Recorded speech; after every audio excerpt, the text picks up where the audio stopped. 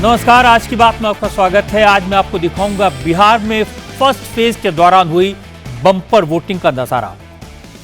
121 सीटों पर 65% से ज्यादा वोट पड़े, जो पिछले चुनाव की तुलना में करीब 8% अधिक है। सबसे ज्यादा 68% वोटिंग बेगूसराय में हुई और शेखुपुरा में सबसे कम 54% वोट पड़े। बेगूसराय, गोपालगंज, मधेपुरा, मुंगेर और समस्तीपुर में पिछले चुनाव की तुलना में 11 से 14% तक ज्यादा वोटिंग हुई। अच्छी बात यह कि फर्स्ट फेज की वोटिंग के दौरान कहीं से किसी तरह की हिंसा की कोई खबर नहीं आई। छोटी मोटी घटनाएं हुई हैं, आपसी झगड़े हुए हैं, उम्मीदवारों और नेताओं के बीच में झड़पें भी हुई हैं। लखीसराय, सारण और नालंदा से मारपीट और पत्थरबाजी की खबरें आई। Deputy chief minister Vijay Sinha की गाड़ी को गांव में घुसने से रोका गया। आरजेडी के एमएलसी पर शराब पीकर दंगा करने का इल्जाम लगा। नेता का ब्रेथ एनालाइजर टेस्ट भी हुआ, उसकी क्या रिपोर्ट आई? लखीसराय के पोलिंग बूथ से विजय सिन्हा को उल्टे पांव क्यों भागना पड़ा? सारण में महागठबंधन के नेता पर अटैक किसने किया? आज वोटिंग के दौरान मतदाताओं का रुख क्या था? पोलिंग बूथ के बाहर लगी लाइनों में महिलाओं की भारी तादाद का क्या संकेत है? महिलाओं ने क्यों कहा कि इस बार पति की नहीं अपनी मर्जी से वोट डालेंगी? महिलाएं किसके पक्ष में दिखाई दी? इंडिया टीवी के रिपोर्टर्स ने आज पोलिंग के दौरान क्या देखा, क्या समझा, जमीनी हकीकत क्या है, ये रिपोर्टर्स से पूछेंगे। हमारे रिपोर्टर्स हमारे साथ में प्राची, मैंने आपको इतनी दिन से बहुत मेहनत करते हुए देखा है, राजेश, शोएब, नीतीश और देवेंद्र पाराशर, पवन नारा, आप सब लोग बिहार के चप्पे चप्पे को जानते हैं। तो अब से थोड़ी देर बाद मैं आपसे पूछूंगा कि बिहार में आज जो पोलिंग हुई उसमें आपको क्या दिखाई दिया। पूरे देश को उत्सुकता है ये जानने की और इन सवालों के जवाब आपको देने हैं। मैं आपके पास आऊंगा थोड़ी देर में। वोटिंग को लखीसराय की जो खबर आई है वो अच्छी खबर आई है। करीब 64% वोट पड़े हैं। सिर्फ एक गांव खोरियारी को छोड़कर कहीं भी हंगामा नहीं हुआ। लखीसराय से deputy chief minister Vijay Sinha चुनाव लड़ रहे हैं और विजय सिन्हा अपने सपोर्टर्स के साथ सुबह से ही पोलिंग बूथ का जायजा ले रहे हैं। वो जब खोरियारी गांव पहुंचे तो गांव में एंट्री के वक्त दर्जनों गांव वाले सड़क पर आ गए। विजय सिन्हा की गाड़ियों को रोक लिया। विजय सिन्हा के साथ सुरक्षाकर्मी थे, कुछ सपोर्टर्स थे, लेकिन गांव वालों ने पहले विजय सिन्हा के खिलाफ नारेबाजी की, फिर उनकी गाड़ी पर चप्पल, जूते, पत्थर की बरसात कर दी और जो भी कुछ मिला, कीचड़, गोबर, सब कुछ उनके ऊपर फेंका गया। जाहिर है विजय सिन्हा को गुस्सा आ गया। उन्होंने कहा कि विरोध करने वाले आरजेडी के गुंडे हैं, यहां बीजेपी के सपोर्टर्स को वोट डालने से रोका जा रहा है। विजय सिन्हा ने कहा कि आरजेडी वाले कुछ भी कर लें लेकिन जीतेगा विजय सिन्हा ही। और 14 नवंबर के बाद इन गुंडों के घरों पर बुलडोजर चलाया जाएगा। ये गुंडा राजद का है और सत्ता में आ रही एनडीए से छाती पर बुलडोजर चलेगा। ये गुंडा देख रहे हैं, गांव घूमने नहीं देगा उम्मीदवार। विक्ट्री जीत रहे हैं, जीत रहे हैं, विजय सिन्हा जीत रहा है। ये राजद का, जादव का गुंडा है, राजद समाज का।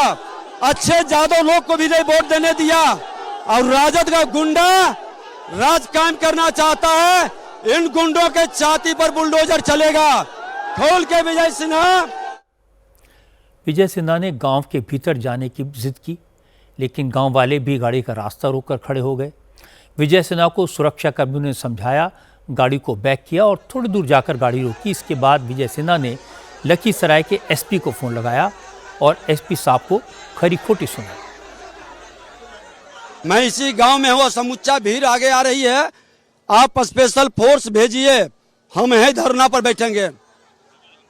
ये गुंडा राज को स्थापित प्रशासन, यहाँ का एसपी इतना कमजोर कायर है, आके बूथ पर कहता है कि शांतिपूर्ण, जब उम्मीदवार को, उप मुख्यमंत्री को घुसने नहीं दे रहा है गांव में, सारा गाड़ी पर पत्थर और गोबर फेंका है। और इसके बाद विजय सिन्हा ने चुनाव आयोग से शिकायत की। चुनाव आयोग ने तुरंत डीएम को निर्देश दिया कि वोटिंग के दौरान हंगामा करने वालों के खिलाफ सख्त एक्शन लिया जाए। तब जाकर विजय सिन्हा का गुस्सा थोड़ा कम हुआ, लेकिन थोड़ी देर बाद जब वो नदियामा पोलिंग बूथ पर पहुंचे तो वहां भी हंगामा हो गया। यहां विजय सिन्हा की भिड़ंत आरजेडी के एमएलसी अजय कुमार से हो गई। अजय कुमार और विजय सिन्हा की गाड़ी आमने सामने आ गई। कोई रास्ता छोड़ने को तैयार नहीं हुआ तो फिर हंगामा हुआ, फिर बहस हुई। विजय सिन्हा ने आरजेडी के एमएलसी पर शराब पीकर गुंडों के साथ बूथ कैप्चर करने की कोशिश का आरोप लगा दिया। जवाब में अजय कुमार ने कहा कि विजय सिन्हा को हार का डर है, इसलिए वोटर्स को पैसा बांट रहे थे। उन्होंने विजय सिन्हा को ऐसा नहीं करने दिया, इसलिए हंगामा हो रहा है। सड़क पर ही दोनों में आधे घंटे तक तू मैं होती रही। तुम हो क्या? तुम अवतार को क्या बुझो? बढ़ाओ पदाधिकारी को, उसको चेक करवाओ। हाँ चेक कराओ। तुम बोलने वाले कौन हो? चेक करवा तो इसको दारू पिए हुए हैं। रोको इसको, दारू पी करके हंगामा करता है। दारू पी के बॉडीगार्ड भी दारू पी ले। अरे दारू पी हंगामा के इसको चेक करवाओ। दे रहे हैं। ये राजद का एमएलसी राजद का दारू पी के हंगामा कर रहा है। तुम बुरा जमाना जब हो गया। कहाँ प्रशासन लगाओ को? तुमने पैसे दारू पी का हंगामा कर रहा है बूथ पर जाकर के। दारू पी के अभी भी दारू पिए हुए हैं। अभी नदियामा बिहार में शराबबंदी है। आरजेडी के नेता पर डिप्टी चीफ मिनिस्टर ने शराब पीकर गुंडागर्दी का आरोप लगाया। पुलिस तुरंत एक्शन में आई, लेकिन आरजेडी के अजय कुमार भी नेतागिरी में माहिर हैं, इसलिए वो भी अल्कोहल टेस्ट कराने थाने पहुंच गए और पुलिस स्टेशन जाने वाले से पहले मीडिया को उन्होंने खबर दे दी। फिर कैमरों के सामने नेताजी का अल्कोहल टेस्ट हुआ। आरजेडी के एमएलसी अजय सिंह अपना अल्कोहल टेस्ट कराने पहुंचे थे और अब एक्साइज डिपार्टमेंट की टीम जो है वो यहाँ पे आई है, ब्रेथ एनालाइजर लेकर आई है और फिलहाल वो कैमरे पे पुलिस के सामने अपना अल्कोहल टेस्ट दे रहे हैं कि उन्होंने शराब पिया है कि नहीं पिया है। अपने साथ साथ अपने लोगों की भी टेस्ट कराना चाह रहे हैं और फिलहाल ब्रेथ एनालाइजर में क्या रिपोर्ट आया है वो हम पूछते हैं। क्या है रिपोर्ट मैम? मैम क्या रिपोर्ट है? जीरो है।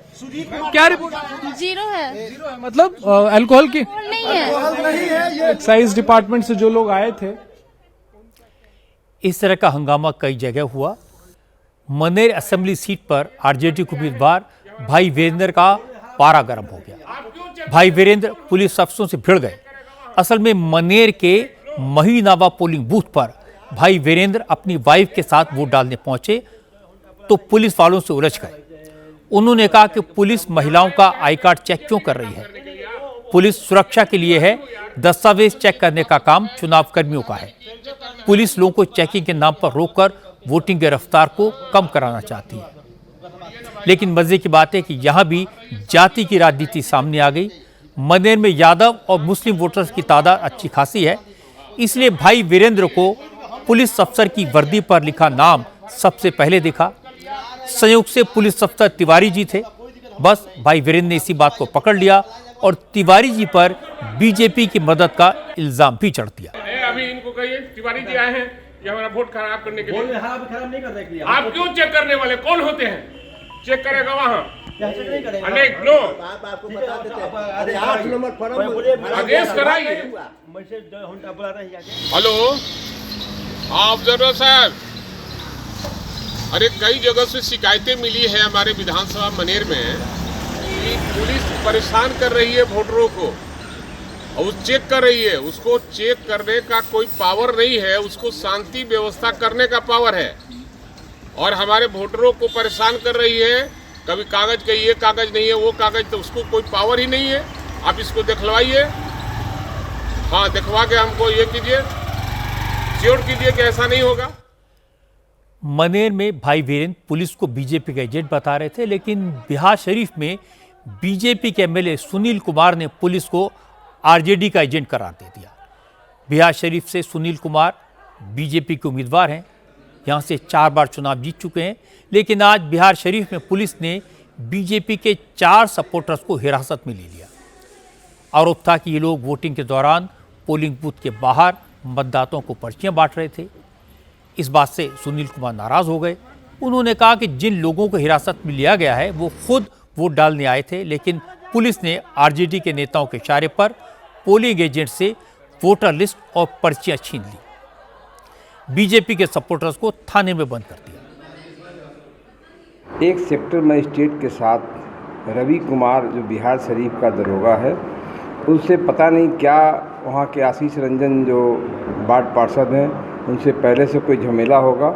सारा वोटर पर्ची, वोटर लिस्ट लेके चला गया, लेके चला ही नहीं गया, वो हाथापाई भी किया, कॉलर पकड़ लिया आशीष रंजन का, और 4 ऐसे लोगों को पकड़ के ले गया है जो वोटर थे, पर्ची मांगने के लिए आए थे कि पर्ची हमको दीजिए, हम वोट देंगे, हमारे पास BLO के द्वारा पर्ची नहीं गए। उसमें कई दूसरे जगह के अधिकारी थे जो छुट्टी लेके अपना मतदान करने के लिए आए थे और उनको पकड़ के ले गया है।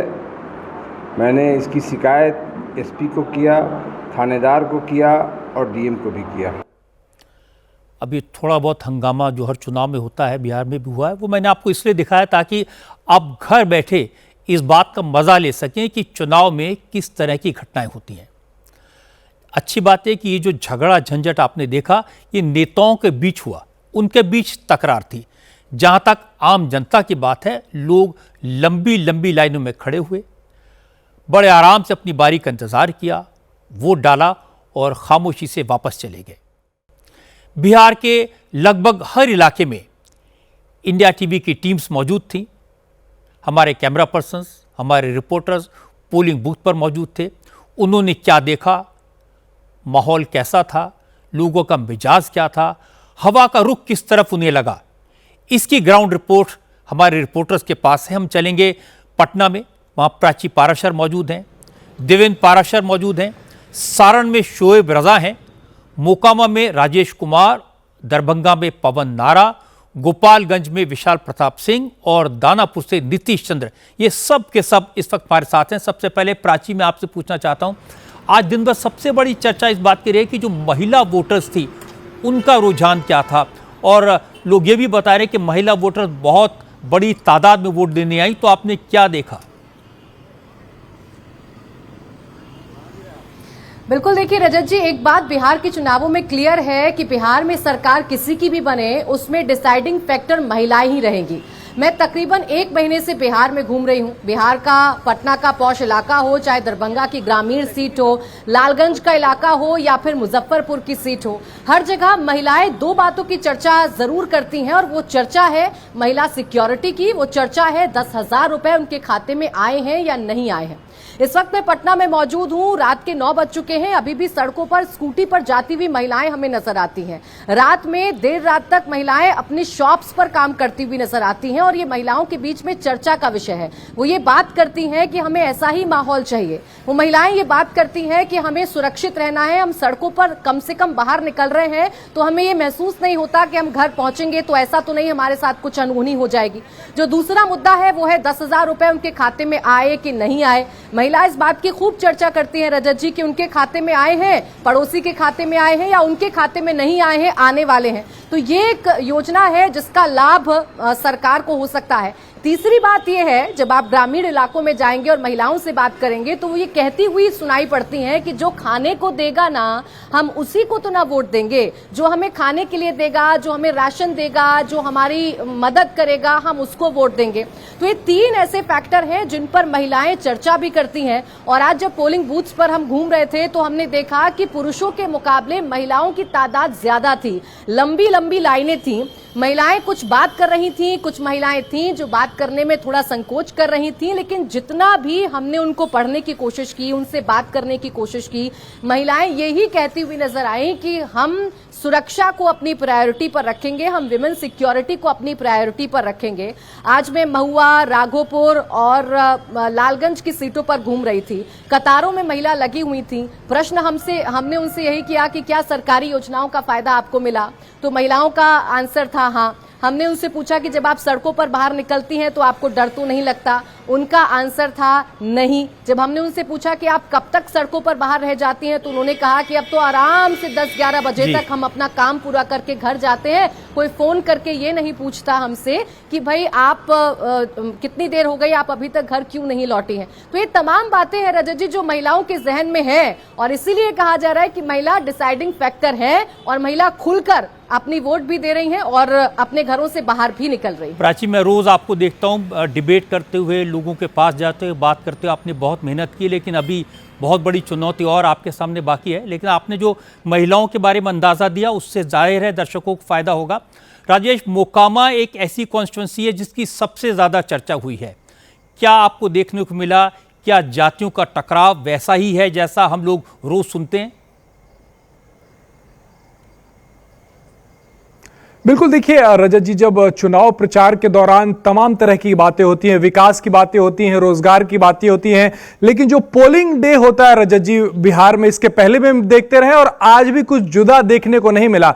जातियों के हिसाब से ही लोगों ने वोटिंग की। साफ साफ कई लोगों ने तो यह भी कहा कि फला कैंडिडेट हमारी जाति का है, इस वजह से हम उसे वोट दे रहे हैं। और मोकामा में ये बहुत ज्यादा देखने को मिला, मोकामा और उसके आसपास के इलाकों में, क्योंकि चुनाव प्रचार के दौरान जो यहां एक हत्याकांड को अंजाम दिया गया, उसके बाद उसकी शव यात्रा निकली, उसमें जिस तरीके से नारेबाजी की गई, उसने कहीं ना कहीं जो सवर्ण जातियां हैं उनको गोलबंद किया, उनको एनडीए के पक्ष में गोलबंद किया। ये यहां पर नजर आ रहा है। और सिर्फ मोकामा की बात नहीं करें, मोकामा से बगल में बाढ़ है, अगर टेघड़ा है, साथ ही बेगूसराय है, मटिहानी है, इन सब इलाकों में जितना मैं घूमा उससे ये समझ में आया कि जातियां जो हैं वो गोलबंद हो रही हैं। अगर हम दूसरी जातियों की बात करें, यादव जाति की बात करें, या फिर मोकामा में धानुक जाति पर सबकी नजर थी, वो इस बार बढ़ती हुई नजर आ रही हैं। और वो उसी को लेकर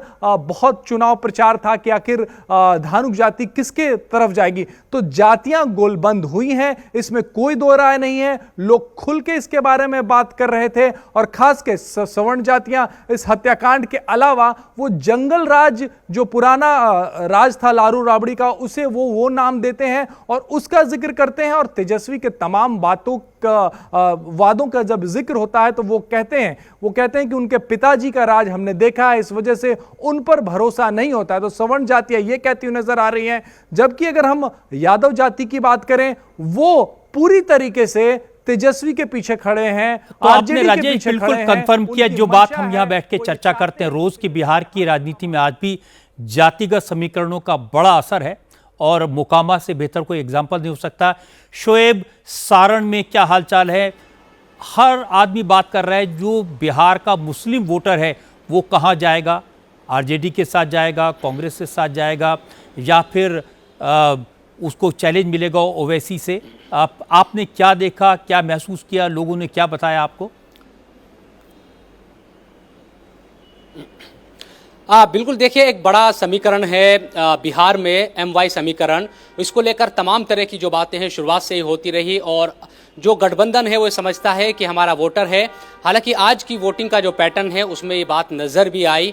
हम सारण ही नहीं, आसपास की जितनी विधानसभा सीटें थी सारण जिले की या दूसरी, उन तमाम जगहों पर गए, और जो MY समीकरण है वो यकीनन जो गठबंधन के उम्मीदवार है उसकी तरफ जाता हुआ दिखाई दिया। हालांकि ये बात सच है कि कई सीटों पर, जैसे रघुनाथपुर की अगर बात करते हैं, या फिर बहादुरपुर की बात करते हैं, या मुंगेर की बात करते हैं, इन तमाम सीटों पर जो MY समीकरण है बड़ा मजबूत है, और गठबंधन ये समझ रहा है कि ये वोट उनको मिला है यकीनन। लेकिन 2020 को अगर हम देखते हैं तो इन तमाम सीटों पर जो मार्जिन था वो काफ़ी कम रहा था।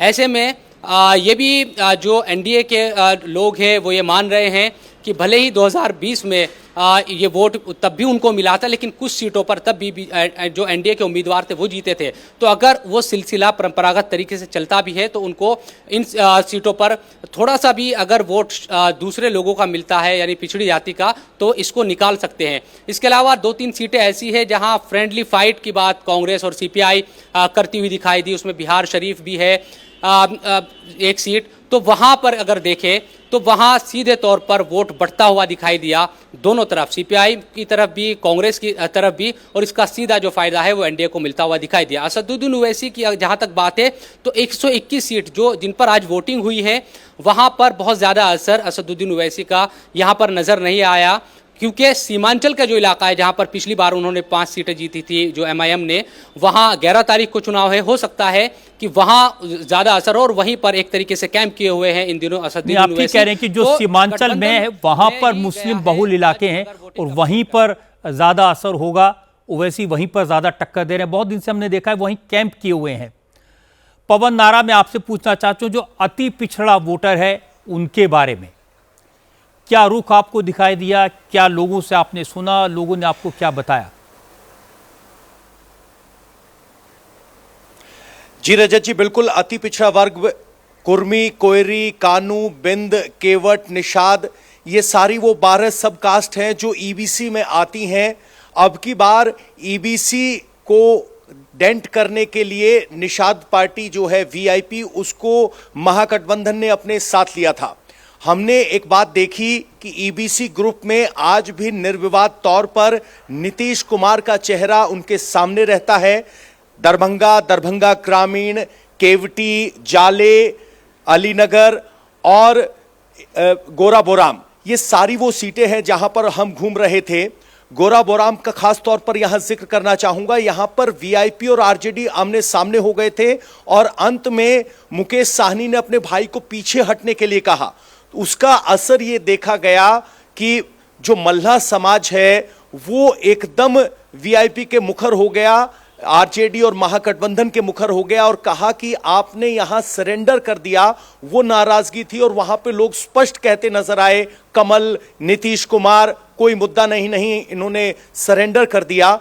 तो जो अब की बार महागठबंधन की कोशिश थी कि ईबीसी के अपने दायरे को बढ़ाते हुए लेकर आए, वो कहीं ना कहीं कामयाब नहीं हुई। जैसे लास्ट मिनट का चेंज था, मुझे लगता है इससे काफी नुकसान हुआ होगा। जो मुकेश सैनी के भाई को हटाया, इसका वाकई में नुकसान होगा, लोगों पर असर डालेंगे। गोपालगंज चलते हैं, विशाल सिंह हमारे साथ हैं। विशाल, जो नौजवान हैं, युवा वोटर्स हैं, मुझे हमारी टीम ने बताया कि आपने उनसे बहुत मुलाकात की है, उनका एक असेसमेंट किया है, वो किस तरफ जाएंगे, उनका क्या रुख है, ये आप दर्शकों को अगर बता सकें। रजत जी, आज लगभग पूरे दिन हम लोगों ने युवा वोटर से मुलाकात की, उनसे बातचीत की, महिलाओं से बातचीत की और उन वोटर्स से बातचीत की जो दरअसल फर्स्ट टाइम वोटर्स थे। लेकिन सबसे ज़्यादा जो यहाँ पर इंटरेस्टिंग फैक्ट था रजत जी, वो ये था कि सभी वोटर्स, चाहे वो महिला हों, चाहे वो फर्स्ट टाइम के वोटर्स हों, चाहे वो पुरुष वोटर्स हों, सभी के मन में इस बात को लेकर के बहुत ज़्यादा जिज्ञासा थी कि हमारा वोट किसी भी स्थिति में ऐसा ना होने पाए कि जंगल राज की वापसी हो जाए। प्रधानमंत्री नरेंद्र मोदी ने भी जो बिहार में चुनाव प्रचार किया उसमें जंगल राज शब्द का इस्तेमाल किया। बीजेपी लगातार जब हमलावर होती है आरजेडी पे तो जंगल राज शब्द का इस्तेमाल करती है, लेकिन लोगों को इस बात की जानकारी थी। ये बात जानकर के रजत जी मुझे हैरानी हुई कि 1997 में पटना हाईकोर्ट ने बाकायदा उस समय की जो तत्कालीन सरकार थी राबड़ी देवी और लालू यादव की, उस सरकार को लेकर के इस टर्म का यूज किया था और जंगल राज की बात कही थी और ये कहा था कि ऐसा लगता है कि बिहार में सरकार नहीं चल रही है बल्कि भ्रष्ट अफसर और अपराधी मिलकर के सरकार चला रहे हैं। फिर चाहे सीवान में शहाबुद्दीन के उस समय की जो दर्दनाक हादसे हुए थे, दर्दनाक हत्याएं हुई थी और जिन पत्रकारों ने उस पूरे मामले को रिपोर्ट किया था उनकी भी हत्या हो गई थी। तो ये कुछ ऐसे मामले थे जिसको लेकर के लोग अभी भी सोच करके सिहर उठते हैं। वो कहते हैं कि हम रात में जब निकलते थे उस समय तो हमको इस बात की गारंटी नहीं होती थी कि हम अपने घर वापस लौट के आएंगे कि नहीं आएंगे। बच्चों की सुरक्षा को लेकर के लोग यहां से गोरखपुर शिफ्ट हो गए थे, जो कि गोरखपुर यहां से सटा हुआ इलाका है, देवरिया और गोरखपुर। तो इस तरीके के लोगों को अगर मन में जहन बातें याद आती हैं तो वो अपने आप को सोच करके सिहर उठते हैं कि किसी भी एंगल में, किसी भी कोशिश में हमको उस दौर को वापस नहीं लाना है। तो आप विशाल ये कह रहे हैं कि जो पुराने लोग हैं उन्होंने नौजवानों को ये सारी बातें ट्रांसफर की और इसका असर नौजवानों के दिलो दिमाग पर है। देवेंद्र पाराशर, आप बिहार के चप्पे चप्पे को जानते हैं, नेताओं के दिलो दिमाग को जानते हैं, आपसे एक ओवरऑल असेसमेंट मैं चाहता हूं।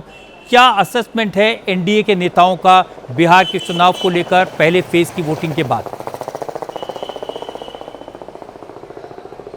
और पहले वोटिंग की रजत जी एक बात कर लें तो 1951 के बाद पहली बार ऐसा हुआ है कि ये रिकॉर्ड तोड़ मतदान हुआ है परसेंटेज के टर्म में। और 1998 का जो लोकसभा का इलेक्शन था उस समय 64.66% मतदान हुआ था। दूसरी तरफ विधानसभा के हिसाब से बात करें तो 2000 का जो विधानसभा का चुनाव था उसमें 62.57% वोटिंग हुई थी। इस बार 64.66% वोटिंग हुआ है और जाहिर तौर पे एनडीए के लिए से अगर बात करें तो वो लोग इसको बहुत अपने पक्ष में मान रहे हैं। अब आ गई नंबर्स के हिसाब से अगर बात करें तो आखिर 121 सीटों पे जो 18 जिलों पे चुनाव हुए हैं वहाँ के 121 सीटों पे उसमें बीजेपी जेडीयू अपने आप को कहाँ देख रही है। तो रजत जी इसमें आपको एक दिलचस्प जानकारी दूँ कि बीजेपी और जेडीयू के नेता ये मान रहे हैं कि महिलाएँ फेयरवेल वोट के तौर पे नीतीश कुमार के पक्ष में, नीतीश कुमार को फिर से मुख्यमंत्री बनाने के लिए बहुत एक लैंडस्लाइड विक्ट्री के तौर पे वोटिंग कर रही है। नंबर्स के हिसाब से अगर बात कर लें तो बीजेपी का अपना आकलन है कि जिन 48 सीटों पे वो चुनाव लड़ी उसमें से 38 से 40 सीट वो जीत रही है।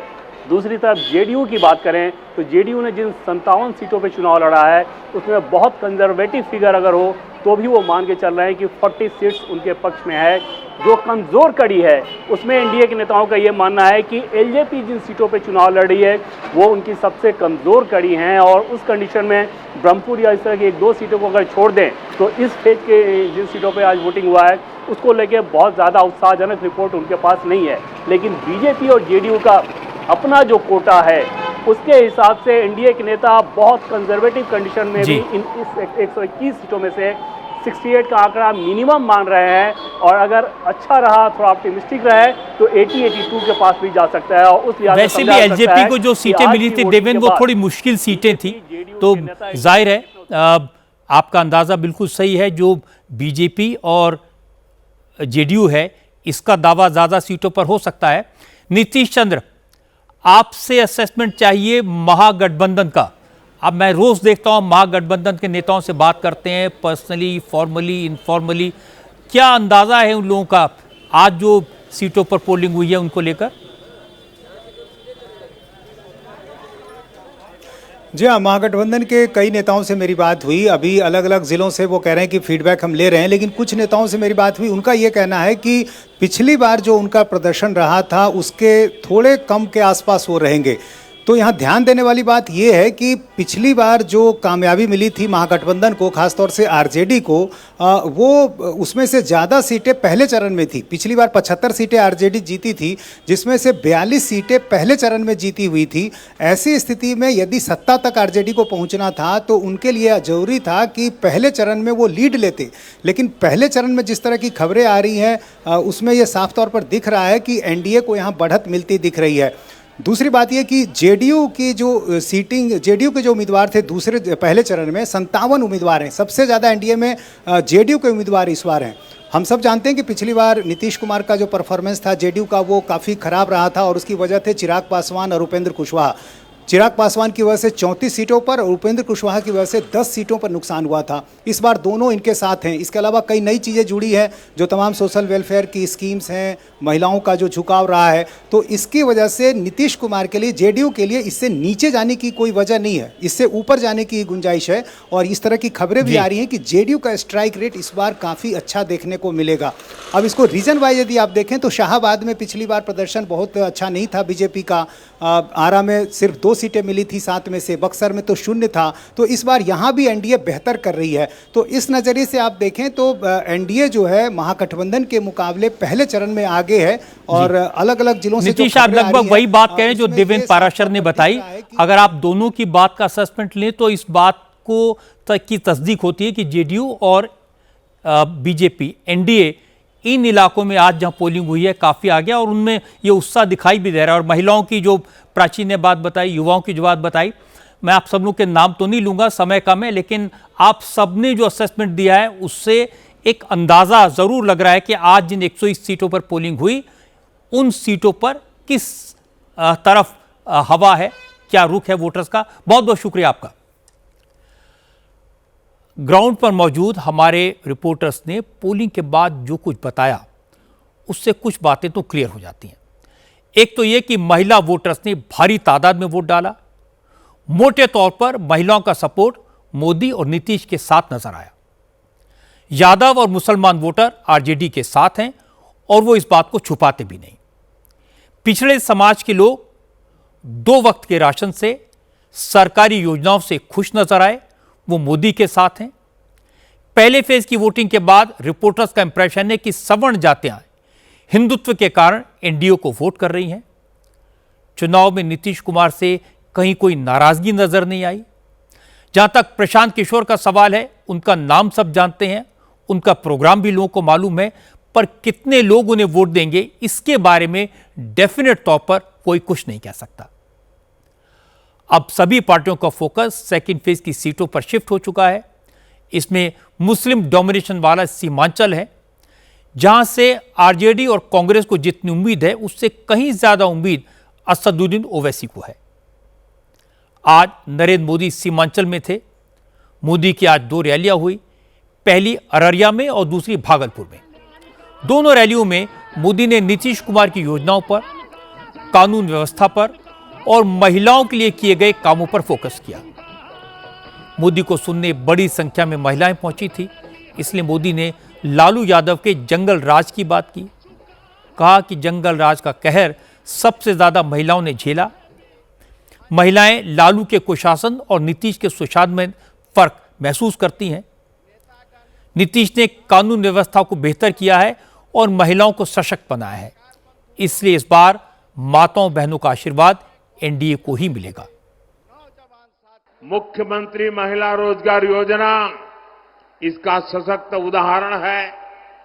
इसके तहत बिहार की 1,40,00,000 बहनों के खाते में 10-10 हजार रुपये पहुंच चुके हैं।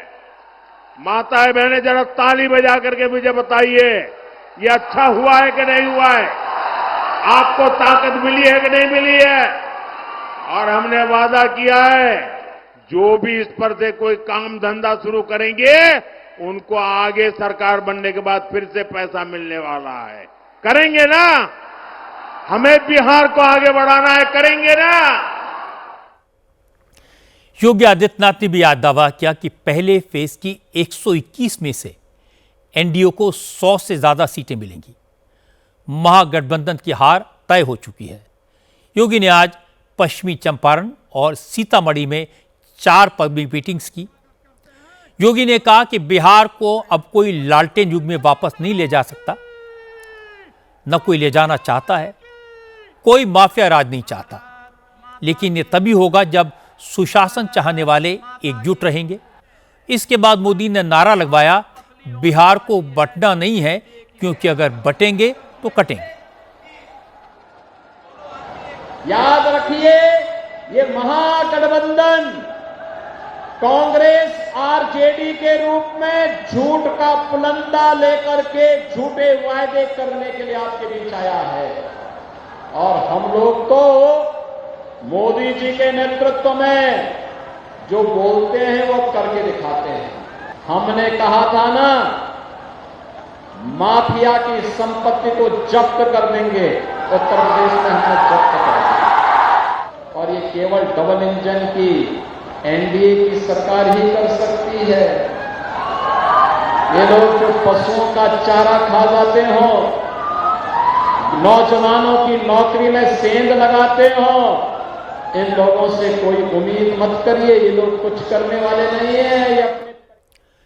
योगी ने तो संकेतों में बात की, लेकिन हिमंता बिस्वा शर्मा ने साफ साफ कहा, बिहार को सही रास्ते पर रखना है तो हिंदुओं को एकजुट रहना होगा, क्योंकि हिंदू बटेंगे तो लालू यादव और राहुल गांधी जैसे नेताओं की ताकत बढ़ेगी। हिंदू एकजुट हुआ तो नरेंद्र मोदी की ताकत बढ़ेगी। हिंदुओं को तय करना होगा उन्हें कैसे नेता चाहिए। बिहार का विकास के लिए, बिहार का अस्मिता के लिए और हमारे हिंदू समाज की सुरक्षा के लिए इस बार कसुआ में नीतीश जी को जीतना बहुत जरूरी है, बहुत जरूरी है। हमारा ताकत दिखाना है, हमारा ताकत दिखाना है। जब जब हमारा बीच में एकता नहीं होते हैं, तब तब ये पाप्पू, ये लालू जैसा नेता का पैदा होते हैं। लेकिन जब हिंदू एक होते हैं, तब नरेंद्र मोदी अमित शाह जैसा नेता का जन्म होते हैं, तब नरेंद्र मोदी अमित शाह जैसा नेता का जन्म होते हैं। इसीलिए भाई और बहनों, कसुआ पूरा देश को संदेश देना है कि अभी हिंदू तोड़ने वाला नहीं है, हिंदू आपस में लड़ने वाला नहीं है। पहले फेज की वोटिंग के बाद नरेंद्र मोदी, योगी आदित्यनाथ, अमित शाह, हिमंता बिस्वा शर्मा, राजनाथ सिंह जैसे तमाम नेताओं के कैंपेन को एनालाइज करें, नीतीश कुमार और चिराग पासवान के भाषण सुने तो पता चलता है कि चुनाव प्रचार के पीछे सोची समझी रणनीति है, नेताओं में आपस में कोऑर्डिनेशन है। दूसरी तरफ आरजेडी और कांग्रेस के कैंपेन में किसी तरह का सामंजस्य नजर नहीं आया। तेजस्वी मैदान में अकेले नजर आते हैं, वो किसी और को चाहते भी नहीं। उन्हें यकीन है जो भी वोट मिलना है उनके नाम पर मिलेगा। उनके ऊपर इतना प्रेशर है कि वो 5-5 मिनट की मीटिंग्स ही कर पा रहे हैं, और सीमांचल में ओवैसी इसका पूरा फायदा उठा रहे हैं। वो आरजेडी और कांग्रेस को सीमांचल में कड़ी टक्कर दे रहे हैं। ओवैसी सीमांचल के मुसलमानों को बताते हैं कि आरजेडी और कांग्रेस मुसलमानों के साथ धोखा कैसे करते हैं। टिकट कम देते हैं, वोट पूरा लेते हैं और हिस्सेदारी बिल्कुल नहीं देते। खुद सत्ता की मलाई खाते हैं और मुसलमानों को पोस्टर चिपकाने और दरी बिछाने के काम में लगाते हैं। इसके बाद ओवैसी ने बीजेपी पर हमला बोला, बीजेपी को मुसलमानों का असली दुश्मन बताया। मोदी और अमित शाह पर मुसलमानों के साथ भेदभाव का इल्जाम लगाया। किशनगंज की रैली में ओवैसी ने यही किया। अररिया की रैली में मोदी के भाषण की एक क्लिप पब्लिक को सुनाई और कहा कि मोदी ने पूरे बिहार में विकास के दावे किए और सीमांचल को ठेंगा दिखा दिया। और फिर आखिर में ओवैसी ने कह दिया कि मुसलमानों को न महागठबंधन के चक्कर में पड़ना चाहिए न बीजेपी के चक्कर में। मजलिस ही मुसलमानों का भला कर सकती है, इसलिए एआईएमआईएम को ही वोट देना चाहिए। आज प्रधानमंत्री सीमांचल में है, अररिया में है। मैंने जो कहा कि बिहार के हर इलाके में काम होता है, कांग्रेस हो, जेडीयू हो, बीजेपी हो, राजद हो, वो कहते हैं कि बिहार में बहार है, ओवैसी कहता है कि सीमांचल में बाढ़ है। और प्रधानमंत्री क्या कह रहे हैं आप खुद उनकी जबानी सुन लीजिए। अभी हम वीडियो सुनाते हैं, ये आधा घंटा पुराना वीडियो है। ये नीतीश जी ने बहुत मेहनत से बिहार को जंगल राज से बाहर निकाला। 2014 में केवल इनकी सरकार बनने के बाद बिहार के विकास में नई तेजी आई है।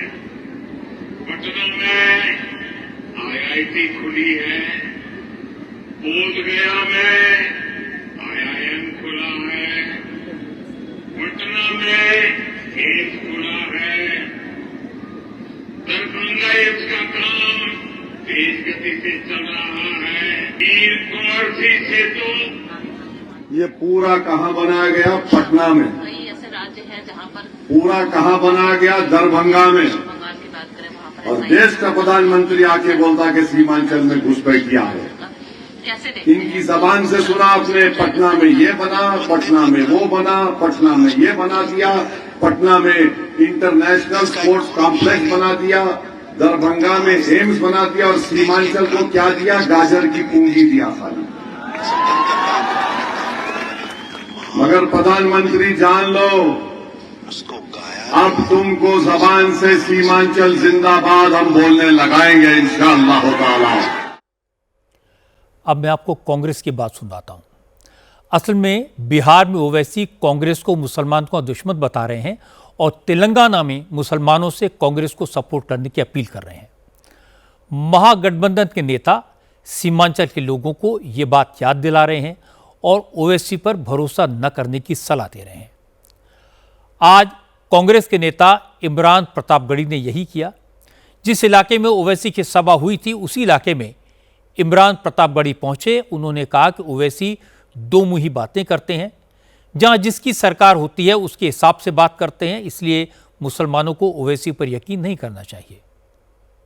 कि जो कांग्रेस को वोट देगा वो दरी बिछा रहा है, यही कह रहे हैं ना, गाली दे रहे हैं ना। जी। तो मैं आपको एक बात बताता हूँ, 11 तारीख को यहाँ वोटिंग है ना। इसी 11 तारीख को जहां से वो आए हैं, हैदराबाद तेलंगाना, घर से 1 किलोमीटर की दूरी पर एक विधानसभा है जुबली हिल्स। एक सीट पर 11 तारीख को वहां भी वोटिंग है। वहां से कांग्रेस का कैंडिडेट है नवीन यादव।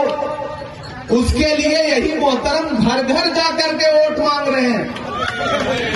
मतलब तुम वहां कांग्रेस के लिए वोट मांगो तो तुम बहुत बड़े हिकमती और बहुत बड़े सियासती, और बहादुरगंज के लोग कांग्रेस को वोट देते तो फिरौन।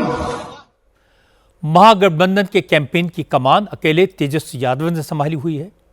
तेजस्वी ने आज दिन भर में 18 रैलियां की। तेजस्वी जहां गए वहां उन्होंने सिर्फ 5 मिनट का भाषण ही दिया। हर रैली में तेजस्वी ने ओवैसी का नाम लिए बगैर कहा जो बाहरी हैं वो क्या कह रहे हैं उससे उन्हें मतलब नहीं है। जहां तक बीजेपी का सवाल है, बीजेपी झूठ बोलने में माहिर है, ये बिहार के लोग जान चुके हैं, इसलिए एक बार उन्हें मौका दें, वो बिहार की तस्वीर बदल देंगे, सबको माला माल कर देंगे। हम लोग किसी के खिलाफ कहने नहीं आए, भले ही लोग हम लोगों को गाली दे, तरह तरह की बात करें, लेकिन याद रखना ये राष्ट्रीय जनता दल ऐसी पार्टी है और हमारे ऐसे आप लोगों के ऐसे एकमात्र नेता हैं लालू जी जो आज तक भाजपा के सामने नहीं झुके हैं। और ये चुनाव जो है संविधान बचाने का, लोकतंत्र बचाने का, भाईचारा बचाने का ये चुनाव है और बिहार को बनाने का चुनाव है। मोदी जी फैक्ट्री लगाएंगे गुजरात में, विक्ट्री चाहिए बिहार में, होने वाला नहीं है। अब मोदी जी तो झूठ बोलने के फैक्ट्री है, झूठ बोलने के मैन्युफैक्चरर है, झूठ बोलने के होलसेलर है और झूठ बोलने के डिस्ट्रीब्यूटर है। तो ये चुनाव महत्वपूर्ण चुनाव है। एक मौका मिलेगा तो हमारा प्रण है कि जिस परिवार के पास सरकारी नौकरी नहीं है उस परिवार में एक सरकारी नौकरी दे। मुस्लिम वोटर्स की लड़ाई में ओवैसी जिस अंदाज में मोदी का विरोध कर रहे हैं वो मुसलमानों को कन्विंस करता है। वो जब अब्दुल के दरी बिछाने की बात करते हैं तो ये बात मुस्लिम वोटर्स के दिल पर तीर की तरह चुभती है। तेजस्वी को इसका एहसास हुआ, इसीलिए उन्होंने लास्ट मिनट पर मुकेश सहनी के भाई संतोष को हटाकर अफजल अली के लिए सपोर्ट का ऐलान किया। लेकिन एनडीए के नेता कह रहे हैं कि तेजस्वी ने मुस्लिम अपीजमेंट के लिए एक मल्ला के बेटे को धोखा दे दिया। अब मैं आपको तेलंगाना के जुबली हिल्स विधानसभा सीट की बात बताता हूं, जिसका जिक्र भी इमरान प्रतापगढ़ी कर रहे थे।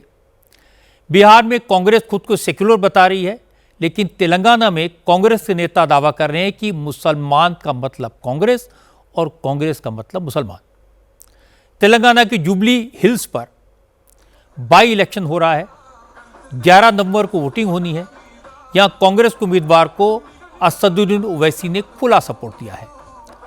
कांग्रेस भी खुद को मुसलमानों की सबसे बड़ी हितैषी बता रही है। मुसलमान का मतलब कांग्रेस, कांग्रेस का मतलब मुसलमान। आज कांग्रेस की ताकत, तेलंगाना सरकार की ताकत हमारे मुसलमान भाई बहनों। ये तेलंगाना सरकार के 2 आंखें, मुसलमान और हिंदू, हम ये दोनों के बीच में कभी फर्क नहीं देखा। फर्क नहीं देखने के लिए कोशिश भी हम नहीं करते। माइनॉरिटी का मुसलमान भाइयों का हिस्सा अजहरुद्दीन साहब को हमने मंत्री बनाया। फिर किशन रेड्डी साहब को क्या तकलीफ हो रहा, पेट में क्या दर्द हो रहा, मैं पूछना चाहता हूं शेखपेट से किशन रेड्डी साहब को, आपके बाप का जागीर जायदाद हम नहीं मांगा। हमने गुजरात नरेंद्र मोदी जी का जमीन जायदाद हम नहीं मांगा। तेलंगाना रियासत में जो हमारे मुसलमान भाइयों का हिस्सा, जो मंत्रिमंडल में उनका हिस्सा, मोहम्मद अजहरुद्दीन को हम मंत्री बनाए। रेवंत रेड्डी के इसी बयान पर बीजेपी ने कांग्रेस को घेरा।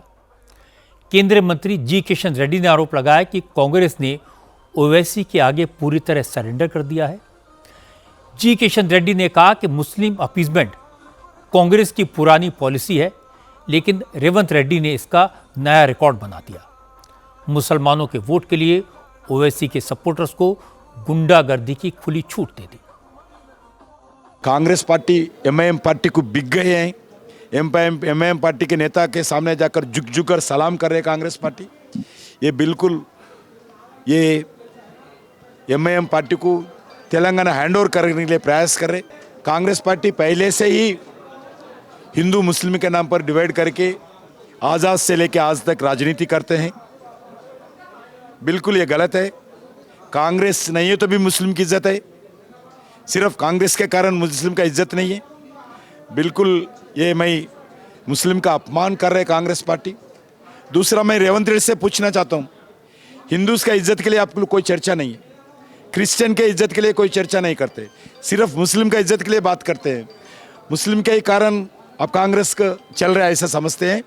उनका कोई मेजॉरिटी जनता का वोट नहीं चाहिए, हिंदुओं का वोट नहीं चाहिए, क्रिश्चियन का वोट नहीं चाहिए, सिर्फ मुस्लिम का चाहिए।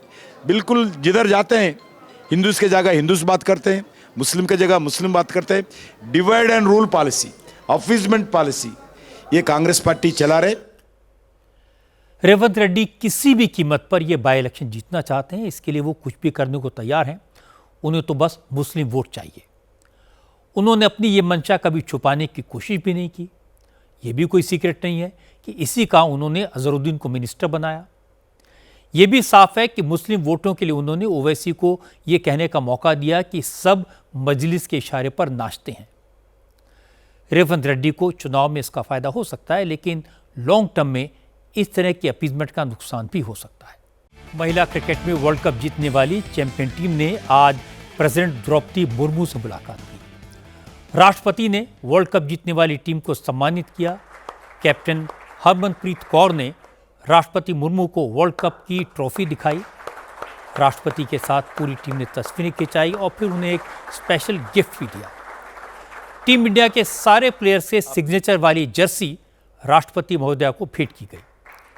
प्रेसिडेंट द्रौपदी मुर्मू ने टीम को इस शानदार उपलब्धि के लिए बधाई दी और कहा कि ये जीत देश की करोड़ों बेटियों को क्रिकेट के मैदान में आने के लिए इंस्पायर करेगी। राष्ट्रपति भवन में जो प्रोग्राम हुआ वो तो फॉर्मल था, प्रोटोकॉल होता है, लेकिन कल प्रधानमंत्री मोदी के साथ चैंपियन प्लेयर्स एक दोस्त की तरह मिले। मोदी ने प्रधानमंत्री आवास में करीब 1.5 घंटे तक प्लेयर्स से इनफॉर्मल बात की, उनके अनुभव सुने, हंसी मजाक भी हुआ। टूर्नामेंट के दौरान किसने क्या फील किया, जब टीम के प्लेयर्स मायूस हुए तो किसने माहौल को हल्का किया। मोदी जब खिलाड़ियों से ड्रेसिंग रूम के किस्से सुन रहे थे, इस दौरान हरलीन देओल ने मोदी से पूछ लिया कि उनके चेहरे की चमक का राज क्या है। हरमन दी हमेशा बोलती है कि सब हंसते रहो, तो हमारा था कि अगर कोई थोड़ा सा भी अगर कोई ऐसा नर्वस बैठा है तो हमारा था कि सब हंसते रहो, तो एक दूसरे को हंसते हुए देख के हमें लगता था कि हम सब हंसते रहे। लेकिन कोई हंसाने वाला भी तो होगा ना आपकी टीम में? जयबीदी है ना। सर एक्चुअली हरलीन भी, क्योंकि वो भी बहुत इम्पोर्टेंस देते हैं ये टीम को साथ लाने में। तो नहीं सर, एक्चुअली टीम में आई फील कि ऐसा होना चाहिए एक आधा इंसान जो माहौल लाइट रखे। और मेरे को जब भी ऐसे लगता है कि कोई ऐसे बैठा है खाली, या फिर मतलब मेरे को ऐसा लगता है मैं ज़्यादा ही वेली हूँ, तो मैं सबके पास कुछ ना कुछ करके ऐसे करती रहती हूँ। तो मतलब मेरे को अच्छा लगता है सर जब मेरे आसपास लोग खुश रहते हैं। यहाँ पर आकर के भी कुछ किया होगा ना सर? इन लोगों ने हमें डांट दिया था, बोले शांत रहो थोड़ा।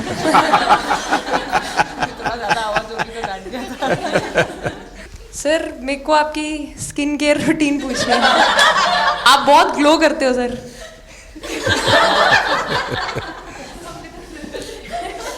मैं मेरा इस विषय पर ज्यादा ध्यान नहीं गया था। सर ये करोड़ों देशवासियों का प्यार है आप।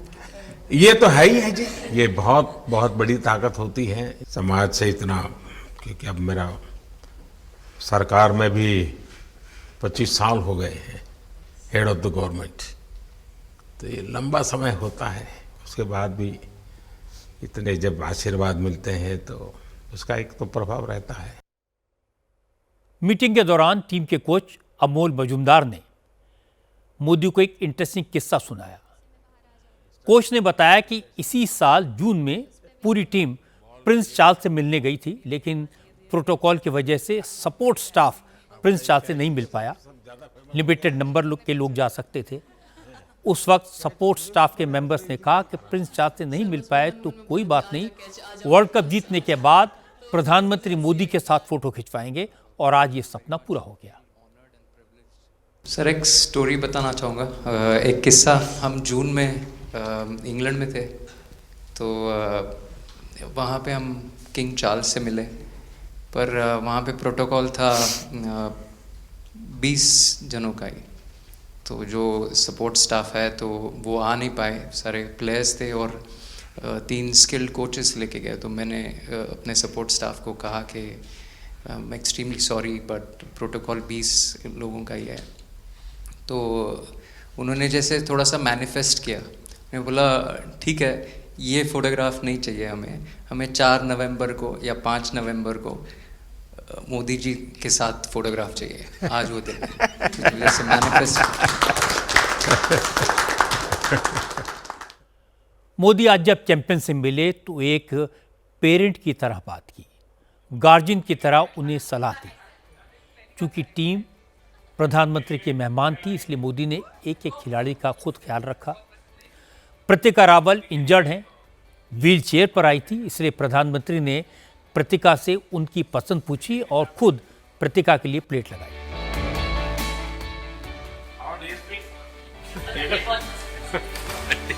अभी तो ये रोकेंगे नहीं ना खाने में। आपके लिए वेल आई है और टिक्की के लिए ये पनीर है ना,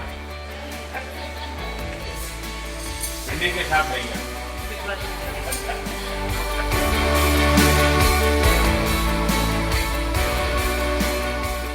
जब इम्पोर्टेंट मैच होता है तो उसमें एक दिन पहले देखने आती है, तो वही डिस्कस जब में जाने वाले बच्चों का यही हाल। नरेंद्र मोदी की खासियत है कि वो अपने व्यवहार से मिलने वालों को सहज कर देते हैं। विमेन प्लेयर्स से मिलने से पहले मोदी ने अपना होमवर्क किया था।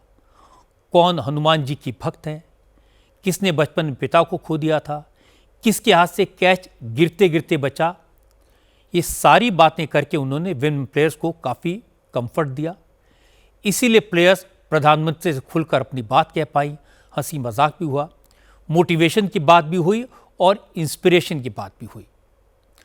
मोदी ने प्लेयर्स को यह बता दिया कि उन्होंने फाइनल मैच देखा था और प्लेयर को अपने व्यवहार से एश्योरेंस दिया कि वो क्रिकेट में इंटरेस्ट रखते हैं और वो जानते हैं कि क्रिकेट का हमारे देश में कितना चलन है, कितना असर है और क्रिकेट के लिए क्या किया जाना चाहिए।